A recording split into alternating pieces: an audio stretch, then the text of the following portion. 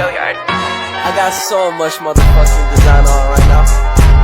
Break it down, bring it back, make it clap. I got 3 old thoughts, new block, where that dick, bitches on my line, and you know.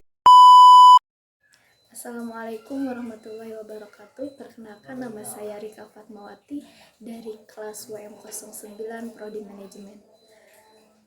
Di sini saya akan menanggapi atau merangkum sebuah video tentang akuntansi perusahaan jasa mata kuliah pengantar akuntansi dari Bapak Ojan MS MAKT. Akuntansi perusahaan jasa itu abstrak, artinya yang dijual itu bukan produk atau barang, tetapi jasanya.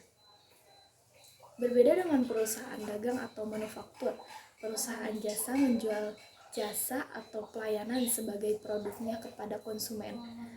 Nah, oleh karena itu, perusahaan jasa tidak menjual produk atau barang.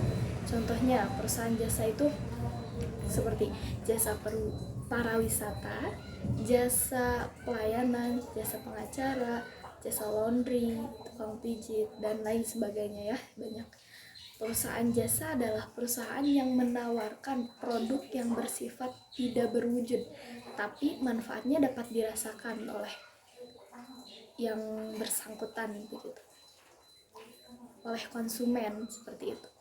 Berikut akun-akun yang muncul dalam perusahaan jasa yang digunakan dalam proses pencatatan perusahaan jasa, yaitu ada 5.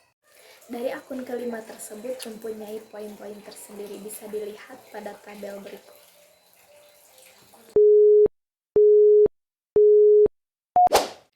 Ini adalah tabel kelompok akun dalam perusahaan jasa.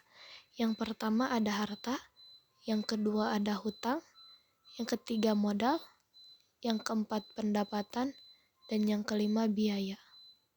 Yang kedua yaitu hutang. Hutang ini dibagi menjadi 2, yaitu ada hutang jangka panjang dan ada hutang jangka pendek. Ini adalah tabel kelompok hutang. Yang pertama hutang usaha, yang kedua hutang gaji, yang ketiga hutang bunga, yang keempat hutang pajak, yang kelima hutang pendapatan diterima di muka, yang keenam obligasi. Berikutnya hutang jangka panjang, yaitu obligasi, saham, atau surat-surat yang berharga. Yang keempat ada kelompok pendapatan, yaitu yang pertama pendapatan jasa, kedua pendapatan sewa, ketiga pendapatan bunga, dan keempat pendapatan komisi. Berikut yang terakhir ada penggolongan akun kelompok biaya. Yang pertama biaya gaji, kedua biaya sewa, ketiga biaya asuransi, keempat biaya iklan, kelima biaya pajak, keenam biaya pelengkapan, dan yang ketujuh biaya penyusutan. Ini adalah tabel hukum-hukum debit dan kredit yang akan sedikit saya jelaskan.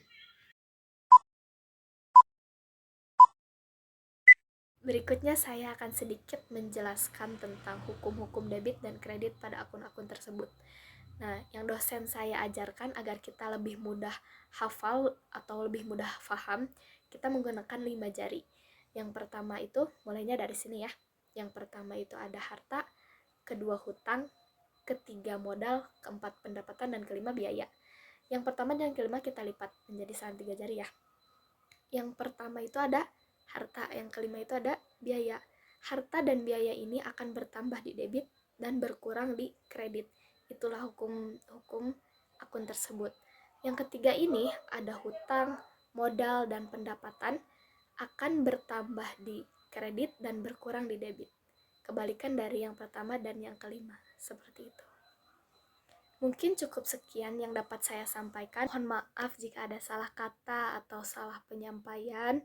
Jika kalian ingin menonton video yang lebih jelas dan lebih detailnya, klik link di bawah ini ya.